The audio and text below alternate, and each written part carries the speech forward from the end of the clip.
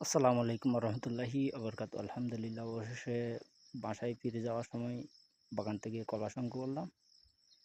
অতিরিক্ত গরম পড়তেছে এখন, তারপরও নিয়ে যাওয়ার জন্য বাসায় কলা সংগ্রহ করলাম। দেখতে পাচ্ছেন,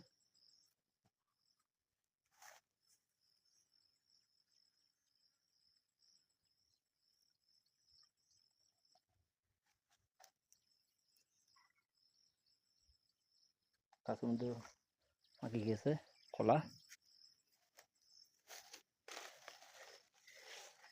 দেখতে পাচ্ছেন চারিদিকে অন্ধকার, এখন বর্ষাকাল। কিছুদিন পরে কোরবানির পর দিয়ে অতিরিক্ত বৃষ্টি হবে। এখন পাহাড় সবুজে পরিণত হয়ে যাচ্ছে দিন দিন। যত দিন গড়াচ্ছে তত পাহাড়ের জঙ্গল সবুজে পরিণত হচ্ছে।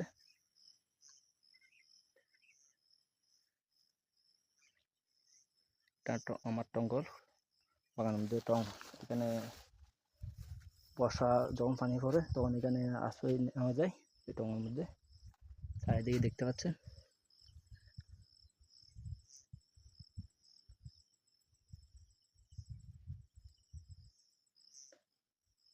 সবাই ভালো থাকবেন, সুস্থ থাকবেন। সবার জন্য ভালোবাসা রইল আমার পক্ষ থেকে। আসসালামু আলাইকুম।